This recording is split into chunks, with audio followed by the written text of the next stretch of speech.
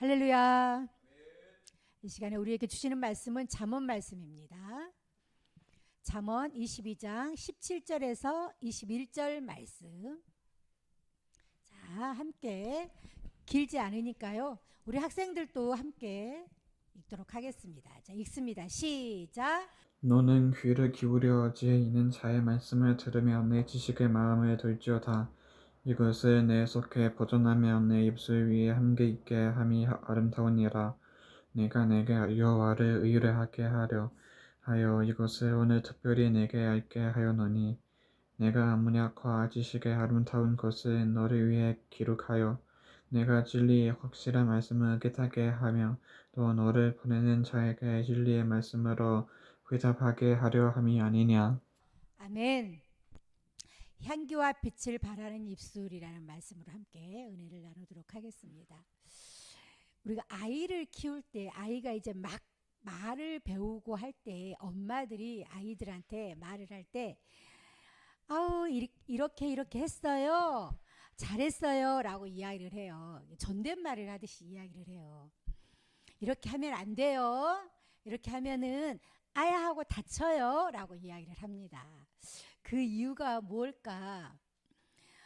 아이들이 말을 이제 막 배울 때 엄마들은요, 어른한테는 이렇게 존댓말을 하는 거야 라고 직접적으로 알려주는 거예요, 사실은. 물론 가끔씩은 개념 없는 엄마들이 다 큰 애들한테도 막 그렇게 이야기를 하는 엄마들이 가끔은 있지만, 보통은 아이가 이제 막 언어를 배울 때에 어른한테는 이렇게 존댓말을 하는 거야 라는 걸 알려주기 위해서 이렇게 하면 안 돼요, 엄마한테 그렇게 하면 안 되는 거예요, 이렇게 이야기를 하죠. 그럼 아이들은 이제 말을 막 배우고 있기 때문에 안 되는 거예요 라고 이야기를 따라해요. 그쵸? 엄마들이 이제 아이를 키워본 사람들은 알아요. 이렇게 하면 안 되는 거예요. 그러면 안 되는 거예요. 이렇게 따라해요. 네. 존댓말을 엄마들이 가르치는 거예요. 이처럼 우리가 언어를 처음에 막 배울 때에 어떻게 배우느냐는 정말 중요한 것 같아요. 가끔씩 목사님이 모국어라는 말씀을 가끔씩 사용하시잖아요. 가정에서 하는 언어를 말씀을 하는 거잖아요. 근데 이 언어는 표정의 언어도 있죠. 표정의 언어도 있어요. 언어는 다양해요. 입에서 나오는 언어가 있지만 표정에서 나오는 언어가 있고 몸짓에서 나오는 언어가 있어요. 그러니까 제가 이제 워십을 가르칠 때 1차원적인 언어, 2차원적인 언어, 3차원적인 언어를 가르쳐요. 1차원적인 언어는 설명하지 않아도 알 수 있는 언어를 1차원적이라 그래요. 2차원적인 언어는 설명을 하면 아 그렇구나, 아 맞아 그 뜻이구나 라는 걸 2차원적인 언어죠. 3차원적인 언어는 설명을 해도 알 수가 없어요. 왜? 영적인 언어이기 때문에. 자, 이처럼 우리는 표정에서도 언어를 알 수가 있어요. 그리고 때로는 표정에서도 그 사람의 감정을 알 수가 있죠. 아이들이 이러면 엄마들은 응아 마려워? 알았어 화장실 가자 하고 아이를 데려가요. 표정에서 오는 언어가 있어요. 아, 애가 지금 엄마가 이야기를 하는데 귀담아 잘 듣고 있구나 라는 걸 표정에서도 알 수 있고, 애가 지금 엄마가 말을 하는데 불만이 많은 표정이네, 뭔가 동의를 안 하고 있는 표정이네 라는 걸 엄마들은 금방 알아요. 그래서 엄마들은 엄마가 이야기할 때 아이가 어떤 표정을 하는 것까지도 다 알 수가 있어요. 그래서 엄마는 그것까지 어떻게 하라라고 하지만 엄마들은 다 알아요. 얘가 지금 거짓말을 하고 있는지 진실을 말하고 있는지를 다 안다라는 거예요. 표정으로도 언어를 이야기를 하는 거예요. 이처럼 언어라는 것은 참 중요해요. 우리가 어떤 언어를 쓰느냐에 따라서 우리의 인격이 드러나요. 예전에 제가 신학교 다닐 때 어떤 교수님이 이런 말을 했어요. 고급 언어를 써라라고 말을 했어요. 왜냐하면 고급 언어를 쓰게 되면 그 사람의 인격이 다른 사람들 앞에서 드러나잖아요. 아, 저 사람의 인격이 이 정도는 되는구나 라고 생각을 한다라는 거예요. 그만큼 이 언어는 자신의 인격을 드러낸다라고 말을 하는 겁니다. 그렇다면 우리가 우리의 입술에서 이 향기와 빛을 발하라라고 했잖아요. 언어를 가지고 어떤 언어를 써야지, 우리가 어떤 말을 해야지 우리의 입술에서 이 향기와 빛을 발할 수 있을까요? 제가 이것을 준비하면서 그 찬양이 생각났어요. 100마디 말로 다 못하는 것은 이라는 말이 있어요. 100마디 말. 100마디 말로 다 못하는 것은 예수님 날 사랑한다는 말. 밤하늘 빛나는 별빛들도 예수님 찬양하는 노래 같아. 이런 찬양이 있어요. 한동안 내가 이 찬양을 처음에 딱 들었을 때 엄청 좋아했어요. 그래서 내가 이 노래를 내 목소리로 녹음을 했어요. 핸드폰에다가 내 목소리로 녹음을 해가지고 그걸 계속 들었어요. 밤하늘 빛나는 별빛들도 주 찬양하는 노래 같아. 이런 찬양이 있거든요. 우리는 100마디 말로 다 못하는 것은 사랑한다라는 말이에요. 1000마디 말로도 다 표현할 수가 없는 것은 감사하다는 말이에요. 그렇죠? 1000마디 말로 다 우리가 1000개의 입이 있어갖고 1000개의 입으로 말을 해도 부족한 게 감사하다라는 거고, 우리에게 1000개의 입이 있어서 그 1000개의 입으로 다 말을 해도 부족한 게 사랑한다라는 말이에요. 그런데 우리는 이 하나의 입으로도 그 하나의 입으로도조차도 감사합니다, 사랑합니다 라는 말보다는 늘 불평, 불만, 그리고 누군가에게 상처를 주는 말, 부정적인 말들을 더 많이 한다라는 것입니다. 이 한 개의 입으로도 1000개의 입이 있어가지고 말을 해도 부족한 건데, 한 개의 입을 갖고도 이 한 개의 입으로도 우리가 사랑한다, 감사하다, 고맙다라는 말을 다 할 수 없는데, 늘 우리의 입술에서는 부정적인 말과 누군가에게 상처가 되는 말들을 한다라는 겁니다. 우리가 한번 예를 들어볼까요? 예를 들어서 옆에 사람이 무엇라고 말을 할 때 자기가 생각하는 거하고 조금 다른 말을 할 때 이렇게 말을 해요. 야, 너는 좀 생각 좀 하고 말을 해라. 야, 넌 생각이라는 걸 하긴 하니? 라고 말을 해요. 자, 그런데 이 말을, 똑같은 뜻을 갖고 있는 이 말을, 너 생각은 그래? 근데 엄마 생각은 이러는데, 내 생각은 이러는데, 그럼 너 한 번만 더 생각을 한 번 더 해볼래? 한 번 더 생각하고 그때 나한테 이야기를 좀 해볼래? 라고 말을 하는 거. 제가 상담을 배우고 나서 후회했던 것이 있어요. 상담 공부를 하고 나서 후회했던 것이, 내가 아이를 키우기 전에 이걸 먼저 공부했으면 좋았겠다라는 생각을 했었어요. 말이라는 게 그만큼 참 중요하다라고 생각을 합니다. 물론 나름대로는 아이들에게 좋은 언어를 쓴다고 많이 썼지만 그럼에도 불구하고 많이 부족했다라는 걸 느꼈어요. 한 번은 제가 아이들한테 다 컸지만 사과를 한 적이 있었어요. 상담을 배우고 나서 우리 아이들에게, 그때 엄마가 너희들한테 그렇게 하지 못하고 이렇게 말했던 게 엄마가 미안해 라고 이야기를 한 적이 있었습니다. 언어라는 게 참 그만큼 중요하다는 것을 알 수가 있어요. 자, 그렇다면 우리 예수님을 믿는 교회를 다니고 있다라고 말을 하고 예수님을 믿는다라고 말을 하는 우리는, 자, 앞으로 어떻게 언어를 사용을 해야 될까라는 걸 생각을 해봐야 된다는 것입니다. 앞으로 어떻게 언어를 사용을 해야 될까? 자, 먼저 우리의 입술에서 아름다운 향기와 빛을 발하기 위해서는 우리가 어떤 말을, 어떤 것을 전해야지만이 우리의 입술에서 향기와 빛을 발할까? 17절, 18절을 보면, 자, 이렇게 말씀하고 있습니다. 한번 같이 읽도록 하겠습니다. 17절과 18절, 자, 읽습니다. 자, 시작. 너는 귀를 기울여 지혜 있는 자의 말씀을 들으며 내 지식의 마음을 둘지어다. 이것을 내 속에 보존하며 내 입술 위에 함께 있게 함이 아름다우니라. 자, 여기에서 여러분들이 생각해 봐야 될 게 귀를 기울여 말씀을 듣고라고 일단 되어져 있어요. 그렇죠?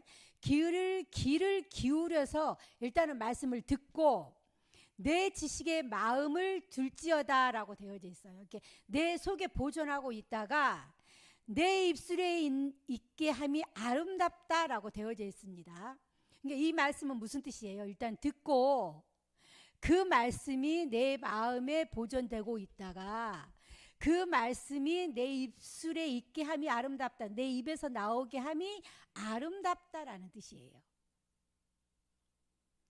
이게 듣고 그 들은 것이 내 안에서 역사가 되어져야죠. 내 안에서 해석이 되어지고 내 안에서 그 은혜가 넘쳐나야죠. 그래야지 그게 내 입술에서 나가는 거겠죠. 우선 말씀을 잘 듣는 게 정말 중요해요. 우선 말씀을 듣는 게 중요한 것을 알 수가 있어요. 말씀을 잘 듣는 거 중요하고 마음을 묵상하는 게 더 중요해요. 그리고 더 나아가서 간절함과 사모한 마음으로 열망하는 마음으로서 그것이 내게 인격화가 되어져야 돼요. 그 말씀이 내 안에서 인격화가 되어지고 입으로서 다른 이들에게 전할 수 있어야 된다라는 것을 말합니다. 자, 여기에서 말하는 내 속에라는 말은 우리 신체의 한 부분을 말을 해요. 내 속이라는 말은 우리 신체의 한 부분을 말을 하는데 이 신체의 한 부분이 어디냐면 배를 의미합니다. 내 속에 내 배에 우리 배 속에 뭐가 있어요? 위나 장들이 있잖아요. 근데 이 뱃속에 있는 위나 장들이요, 우리가 음식을 먹으면 위가 열심히 일을 하고 장들이 활발하게 움직이죠. 그리고 이 음식에서 있는 좋은 영양 성분을 우리 몸에 필요한 곳에 골고루 보내요. 그리고 나서 나중에 불필요한 것들을 싹 뒤로 배출을 시키죠. 이게 우리 배에서 하는 일입니다.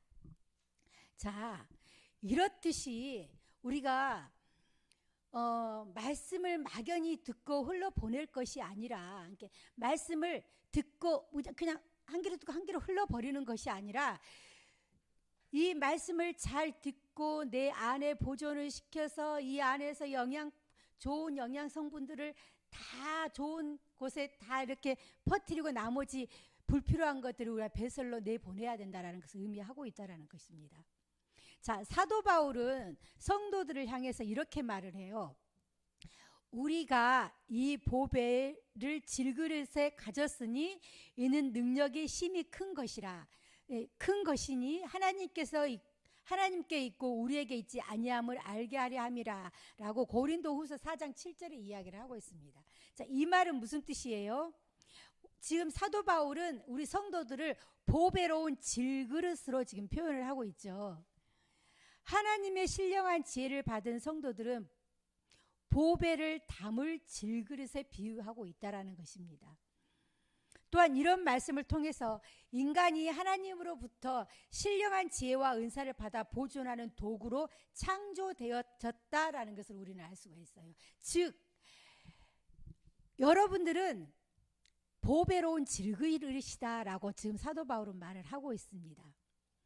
그리고 신령한 지혜와 은사를 받아 보존해야 된다라고 말을 하고 있는 거예요. 그런데 우리는 신령한 지혜를 소유할 질그릇으로 창조되었음에도 우리의 내면이 말씀보다는 여러 가지 다른 것들로 더 많이 채워지죠.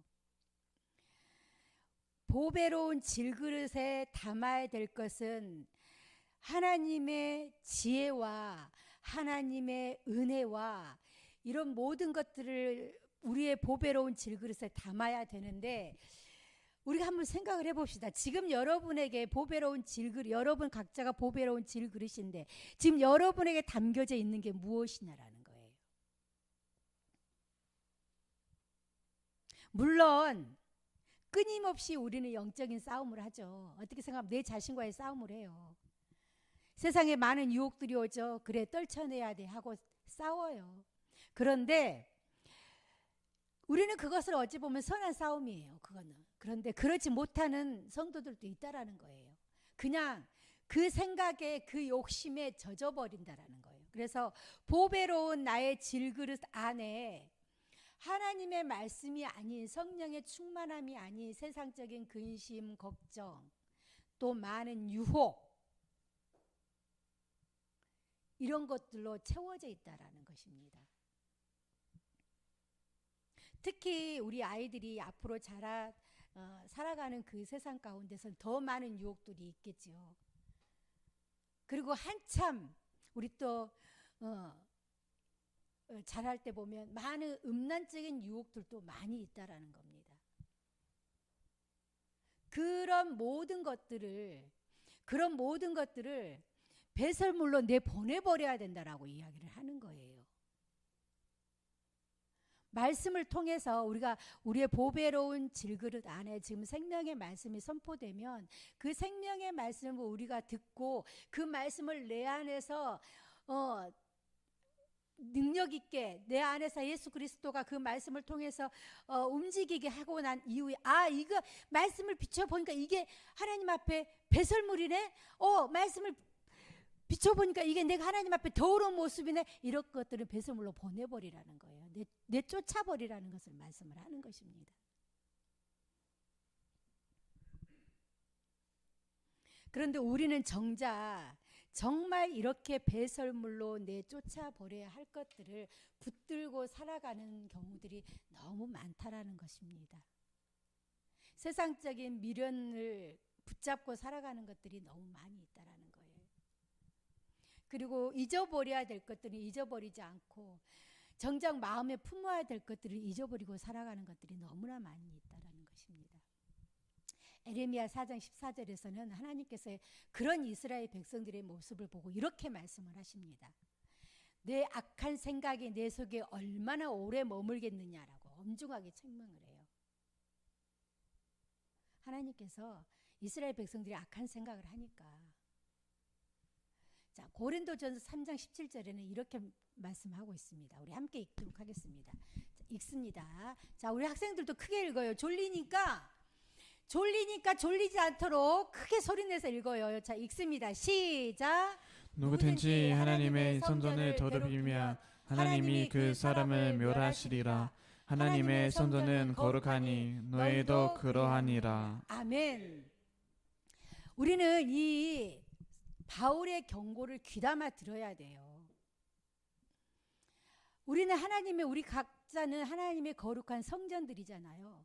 그런데 하나님의 거룩한 성전들을 더럽히면 하나님께서 뭐라 그랬어요? 그 사람을 멸하시리라라고 말씀을 하고 있어요. 거룩한 성전을 더럽히면 하나님께서 그 사람을 멸하시리라. 우리는 개개인들이 거룩한 하나님의 성전들이다라고 말씀을 드렸습니다. 워십을 하는 사람들은 저는 그렇게 이야기를 해요. 워십을 하는 사람들은 특히 더 몸을 정결하게 하고 더 거룩하게 움직여야 된다라고 말을 합니다. 왜냐하면 몸으로 하나님 앞에 찬양을 드리는 사람들인데 그러지 못한 삶을 살고 술을 마시고 내 몸에 담배를 피우고 또 어떤 해를 가하고 이런 나의 육신을 어떻게 하나님 앞에 올려드릴 수 있겠냐라는 거예요. 자, 그러면 여기 있는 우리 교회 성도님들은, 우리 학생들은 다 찬양팀들이에요. 그렇죠? 찬양팀들이에요. PPT를 움직이는 우리 성은이도 찬양팀인 거예요. 자, 그렇다면 하나님 앞에 찬양을 드리는 찬양팀들은 우리 찬양팀들 역시라도 그 몸을 거룩하게 구별해야 된다는 것을 의미합니다. 물론 모든 성도님들이 다 마찬가지지만 특히 예배를 함께하는 예배 참여자들은요, 예배 위원들은 더 구별돼야 된다는 걸 이야기를 하는 거예요. 거룩한 모습으로 하나님 앞에 찬양의 사역자, 찬양의 자리에 서야 된다라는 것을 의미하고 있는 것입니다. 우리는 이 사도 바울의 이 경고를 정말 귀담아 들어야 돼요. 우리는 하나님께서 친히 지으신 거룩한 그릇들입니다. 그렇기 때문에 그 안에 신령한 지혜와 은혜로 채우기 위해서 택감받은 거룩한 그릇이라는 것입니다. 우리 안에 머물고 있는 온갖 더러운 생각들 말끔히 씻어내고 하나님 앞에서 하나님의 말씀으로 깨끗하고 정결하게 씻겨내고 거룩한 그릇이 되어야 하는 것입니다. 성령의 기름으로 가득 채워져야 합니다. 성령의 오셨네라는 찬양이 있습니다. 그런데 그 동작 중에 한 동작이 어떤 동작이 나오냐면 내 안에서 퍼내는 동작들이 나와요. 성령이 오셨네라는 찬양을 보면 내 안에서 퍼내는 동작이 나옵니다. 자, 그런데 여러분, 샘물이 물이 있어야지 퍼낼 물이 있겠죠. 물이 없으면 거기서 퍼낼 물이 있겠어요? 성령을 내 안에 있는 것들을 퍼내기 위해서는 내 안에 성령이 가득해야 된다는 거예요. 가득해야지만이 그것을 퍼내서 다른 사람들에게까지 흘러가게 하는 것입니다. 그런데 내 안에도 성령이 없는데 퍼낼 게 뭐가 있겠어요? 나도 갈급하고 나도 목마른데 퍼낼 게 뭐가 있겠습니까? 내 안에 성령으로 가득 채워져 있을 때, 성령의 기름으로 가득 채워져 있을 때, 말씀의 생명수로 가득 채워져 있을 때 비로소 우리 안에 있는 것들이 흘러나갈 수 있다라는 것을 말씀을 하고 있는 것입니다. 그리스도의 순결하고 아름다운 향기와 빛을 발하는 사람이 되기 위해서는 내 안에 성령의 기름이 가득해야 돼요. 그래야지 나를 통해서 흘러나오고 나를 통해서 예수 그리스도의 향기가 흘러나가는 것입니다.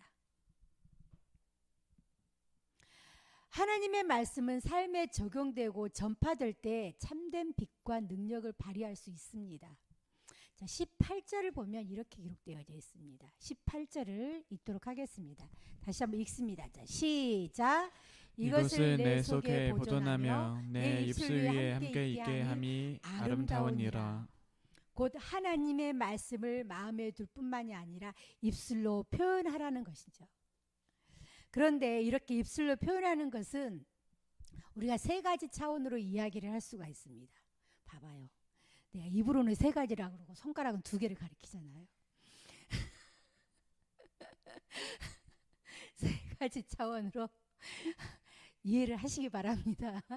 세 가지 차원으로 역시 이야기를 할 수가 있어요. 첫 번째는 뭐냐면 자신을 위한 표현이에요. 그러니까 자신을 위한 표현이라고 하니까 나를 위해서 말씀을 무조건 내가 말하는 거를 합리화시키기 위해서 무조건 말씀을 끼워 맞춘다 이런 말이 아니에요.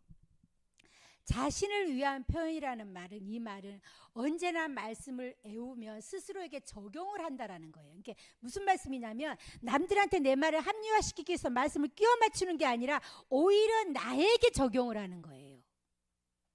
내게 말씀을 가지고 지금 내가 하는 것이 이게 맞나? 이게 하나님 앞에 불순종이 아닌가?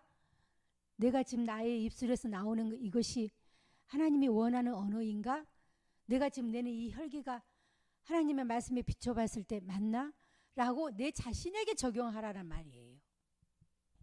자, 그 다음에 두 가지가 뭐냐면 성도들과 대화를 나눌 때 항상 말씀을 앞세우라는 거예요.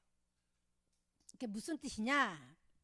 우리가 대화를 나눌 때에 세상적인 대화의 기준을 두지 말고 성도들과 대화할 때 늘 하나님의 일에 대한 이야기를 하라는 것입니다. 성도들끼리 이렇게 모여도요, 우리 학생들은 모르겠어요.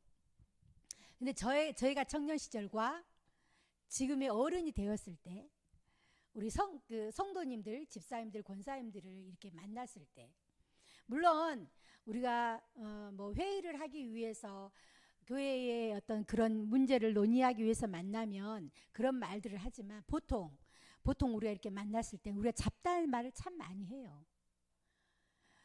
그런데 그 비중을 볼 때에 하나님의 일을, 하나님의 복음적인 말을 한다기보다도 그냥 세상적인 말들을 사실 더 많이 합니다. 그러다 보면 말에 실수를 하게 되고 누군가에게 또 상처를 주기도 해요. 이게 이 말은 무슨 뜻이냐면 우리가 성도들과의 만남의 교제를 할 때에 늘 하나님의 복음의 말씀을 앞세워서 그 복음의 말씀으로 나누어라라는 것을 이야기를 하고 있는 것입니다. 자, 그 다음에 세 번째에 세상 사람들을 만났을 때 말씀을 입술로 표현하라라는 거예요. 그런데 세상 사람들은 우리가 예수, 생명 이런 말만 해도 안 들으려고 하죠. 귀를 막아버려요. 저는 이제 예전에도 한번 제가 말씀을 드린 적이 있었지만 저는 그 즉흥적인 노래 가사를 만들어서 하나님 앞에 찬양을 드릴 때가 있어요. 이게 제 나름대로의 멜로디 있는 기도를 하는 거예요. 근데 제가 엊그저께 운전을 하고 가면서 갑자기 제 마음속에 그런 노래가 나왔어요. 세상 사람들은 너는 뭘 그 유별나게 그러느냐라고 말을 하지만 그것이 나의 고백입니다라는 것이 나오더라고요. 유별나게 그렇게 할 필요가 있느냐라고 말을 하지만 그것이 내가 하나님을 사랑하는 고백입니다라는 것이 나도 모르게 찬양이 이렇게 나왔어요. 유별나라고 말을 하는 사람이 있어요. 그리고 세상 사람들이 나한테 그렇게 말을 해요. 너는 무슨 재미로 사느냐. 제가 가장 많이 들은 이야기 중에 하나가 그거예요. 무슨 재미로 살아 도대체? 라는 말이에요. 술도 못 먹지. 맨날 어디 놀러도 잘 제대로 못 가지. 무슨 재미로 살아?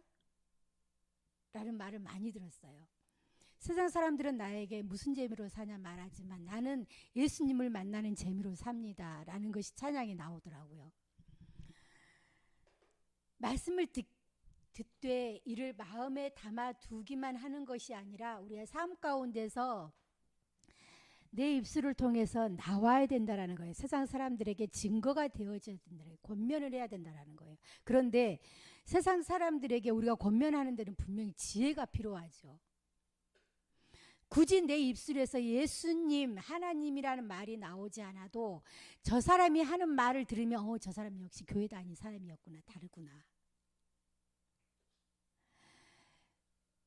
역시 남들이 하는 어떤 그런 일반적인 언어보다도 우리가 믿음 생활을 하시는 분들은요, 특히 언어를 잘 써야 되죠. 그래, 어쩐지 저분은 조금 다르다는 느낌이 들었어 라는 말을 들어야 돼요.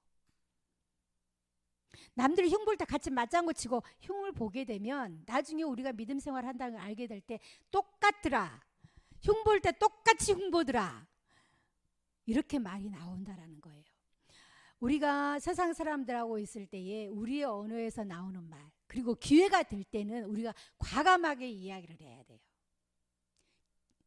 기회가 올 때가 있어요. 그럴 때는 나는 하나님을 믿는 사람입니다라고 이야기를 하는 겁니다. 제가 이렇게 일을 하다 보면 이 사람한테는 좀 이렇게 전도를 하고 싶은 마음이 일 때가 있어요. 그런 사람들이 있어요. 그러면 말을 하고 싶지만 규칙이라는 게 있기 때문에 말을 못해요. 며칠 전에 어디를 갔더니 어떤 분이 딱 자세가 보니까 허리가 엄청 안 좋아요. 허리가 엄청 안 좋으신가 봐요. 그랬더니 그렇대요. 저도 이래서 디스크 판정을 받았는데 저는 이제 지금 괜찮아요. 그랬더니 그분이 대뜸 하는 말이 어떻게 나았어요? 라는 거예요. 어떻게 나았어요? 저는 병원을 안 갔어요. 저는 하나님을 믿어요. 그랬어요. 저는 하나님을 믿고요. 하나님 앞에 춤추는 사람이에요. 그랬더니 네, 그냥 그러시더라고요. 그 사람이 듣든 안 듣든 상관없어요.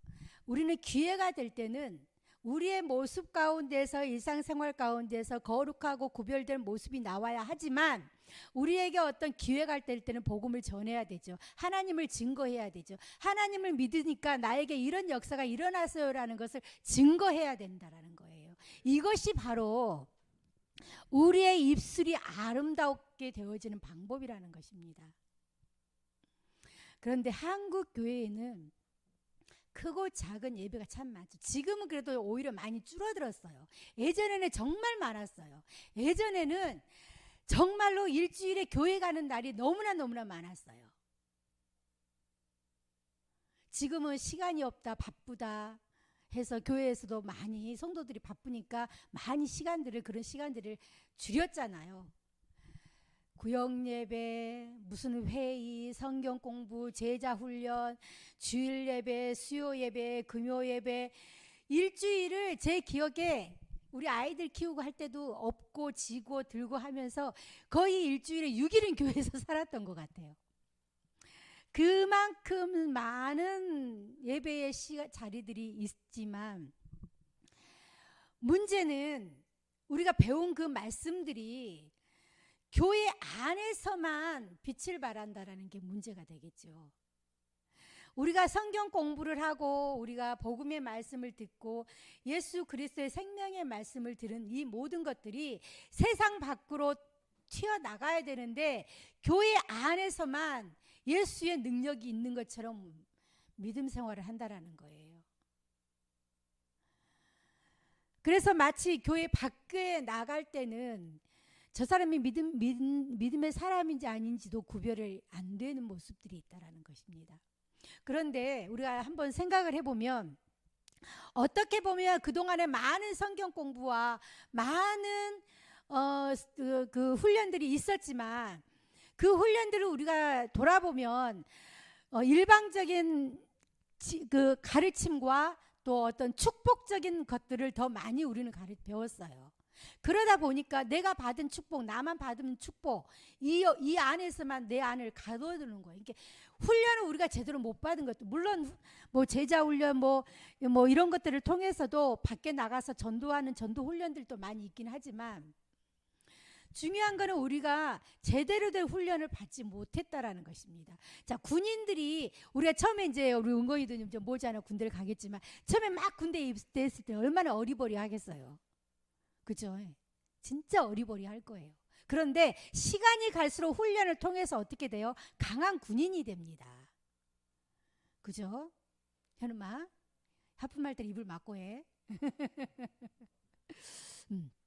강한 군인이 되는 것처럼 우리도 훈련이 필요하다는 거예요. 제가 서두에도 말씀을 했지만 아이들에게도 언어적인 훈련을 하기 위해서 엄마들이 존댓말을 하는 것처럼 우리에게는 훈련이 필요하다는 거예요. 그래서 훈련을 통해서 우리가 우리 안에 있는 예수 그리스도를 세상 밖으로 드러내는 것입니다.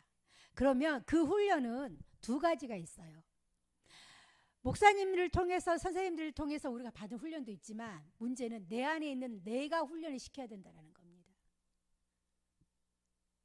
여러분들 스스로가 여러분들을 훈련을 시켜야 돼요. 처음에 나갈 때 우리가 복음을 들고 나갈 때는 어색하고 힘들지만 처음에 친구들 앞에서 말하는 게 어색하고 힘들지만 내가 자꾸 훈련을 함으로 인해서 내가 친구들 앞에서 복음의 말을 하는 것들이 점점 익숙해져 간다라는 것입니다. 강해져 간다라는 거겠죠. 우리는 예수 그리스도에게 받은 내 안에 있는 내 은혜를 내 안에만 품고 있는 것이 아니라 나를 통해서 예수 그리스도의 생명의 복음이 나를 통해서 세상 밖으로 흘러나가게 해야 된다는 것입니다. 그것이 바로 내 입술의 향기와 빛이라는 것이에요. 내 입술에서 향기와 빛이 나는 것입니다. 결국은 우리에게 있어서 향기와 빛이 뭐냐면 예수 그리스도 복음이에요. 예수 그리스도의 복음만이 우리의 입술을 아름다운 향기가 나게 하고 빛나게 하는 것입니다. 또 21절을 보면 이렇게 기록이 되어져 있습니다. 우리 함께 21절 읽도록 하겠습니다. 읽습니다. 자, 시작. 내가 진리의 확실한 말씀을 깨닫게 하면 또 너를 보내는 자에게 진리의 말씀으로 회답하게 하려 함이 아니냐. 이렇게 말씀하고 있습니다. 자, 여기서 말하는 화답한다라는 말이 무슨 말일까? 확실한 말씀을 깨닫게 하며 또 너를 보내는 자에게 진리의 말씀으로 화답하게 하려 함이 아니냐라고 되어져 있습니다. 진리의 말씀을 깨닫게 하며 우리는 그 말씀에 화답을 해야 되는 거잖아요. 그죠? 이 말씀을 우리가 복음의 말씀을 듣고 깨닫고 그 말씀을 전함으로 인해서 그 말씀을 듣는 이들이 하나님 앞으로 돌아오는 것이 바로 그 화답이에요. 전하고 우리는 막 전하죠. 그들이 듣는 이들이 하나님 앞으로 돌아오는 거. 그것이 바로 화답인 거예요. 하나님께서는 우리를 불러 당신의 백성으로 삼으시고 복 주시기를 원하실 뿐 아니라 우리를 통해서 말씀을 듣게 된 모든 이들을 동일하게 구원과 복을 주시기를 원하기 때문입니다. 이것은 구약에서 신약에 이르기까지 구속사를 보면은 분명히 알 수가 있어요. 성경 전체적인 것을 보면 예수 그리스도의 구속사를 통해서 예수님께서 우리만 그러는 것이 아니라 많은 사람들을 구원하고 복 주시기를 원하는구나 라는 걸 알 수 있다라는 것입니다. 자, 먼저 하나님께서 아브라함을 부르셔서 복의 근원으로 삼으시고 땅의 모든 족속이 너로 인하여 복을 얻게 될 거라고 말씀을 했죠. 그런데 어떻게 됐어요? 아브라함의 후손들이 정말 그렇게 하나님 말씀대로 잘 살았나요? 오히려 그들은 더 부패했어요. 복의 근원이 되지를 못했어요. 그래서 하나님께서 독생자 예수 그리스도를 이 땅에 보내시는 거예요. 그리고 새 이스라엘의 백성으로 예수님의 제자들을 또 다시 불러 모으신 겁니다. 그리스도께서는 이들을 불러 천국 백성으로 삼으시고 동시에 이들에게 말씀과 능력을 주시고 나서 세상으로 다시 보내셨죠.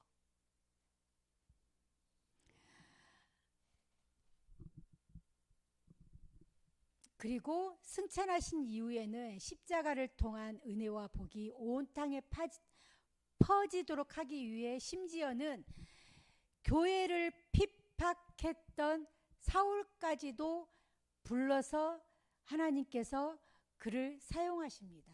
사도로 삼고.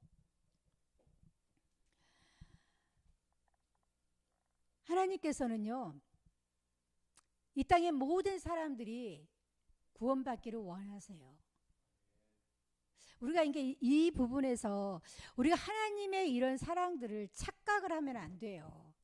이게 뭐냐면 우리가 말씀을 들을 때에 착각을 해서는 안 되는 게, 말씀을 이렇게 우리 믿음 생활하면서 착각을 해서는 안 되는 게, 남들의 불행한 일을 보고 하나님의 심판이다라고 단정을 지으면 안 된다라는 거예요. 왜? 그들은 아직 하나님을 모르지만 앞으로 미래에 그들도 하나님의 사람들이 될 사람들이기 때문에 우리는 그거를 잘못 해석하는 경우들이 종종 있어요. 물론 하나님의 책망은 있을 수는 있어요. 하나님의 책망은 있을 수도 있겠지만 그런 남들의 불행을 가지고 나 그럴 줄 알았어. 그러니까 하나님 앞에 벌 받지라는 이런 잘못된 말들로 인해서 오히려 예수 그리스도의 사랑을 믿지 않는 사람들이 오해하게 만들게 하는 것도 우리 믿음의 성도들이 잘못된 부분이라는 것을 말을 하는 것입니다. 그리하여서 사도들과 제자들은 각지에 다시 퍼져서 다시 그들 또한 제자들을 또 양육을 하죠. 하나님의 양떼들을 돌보는 일들도 합니다. 그들이 수많은 핍박과 역경 속에서도 복음을 통한 구원과 은혜는 순식간에 누룩과 불길처럼 각처에 퍼져나가기 시작을 하죠. 예수님이 제자들을 부르시고 그 제자들이 또 가서 복음을 전하고 그 안에서 사도 바울과 같은 그런 또 사도들이 또 일어나고 많은 사람들이 주의 복음을 전할 때에 정말 누룩과 같이 수많은 불길처럼 막 예수의 그런 일들이 일어나기, 사역들이 퍼져나가기 시작을 한다라는 것입니다. 우리는 이런 과정들을 살피면서 우리를 부르셔서 계시의 말씀을 알게 하시고 또 구원의 은혜를 베푸신 목적이 어디에 있는지를 분명히 알 수 있습니다. 그것은 우리를 통해 많은 사람들이 구원을 얻는데 구원에 이르게 하기 위한 것이라는 것을 여러분 아시기 바랍니다. 그런데 오늘날 한국 교회들은 하나님의 뜻과 목적을 망각하고 있지는 않은지 한번 우리 자신부터 살펴봐야 될 필요가 있다라는 것입니다. 왜냐하면 적지 않은 사람들이 복음을 통해 구원을 받은 후에 이것을 세상 밖으로 전하기보다는 그냥 나는 구원 받았어. 거기에 그냥 안주하고 있는 사람들이 좀 많이 있는 것 같아요. 게다가 일부 성도들은 복음 전파보다는 그냥 축복의 기준을 두고 신앙생활을 하는 사람들도 많이 있는 것 같습니다. 왜냐하면 하나님 앞에 축복받았다. 이것을 그 사람이 얼마나 잘 사는가에 기준을 두는 경우들이 있거든요. 사업이 잘 됐다. 하나님 앞에 축복받았네. 자녀가 좋은 대학 가서 역시 하나님께서 기도를 들어주셔서 하나님 앞에 진짜 축복받은 가정, 믿음이 진짜 좋은 것 같아 라고 우리는 단정을 지어버린다라는 것입니다. 만약에 하나님의 축복이 거기에다만 국한시킨다 그러면 여기에 축복받은 사람 아무도 없네요.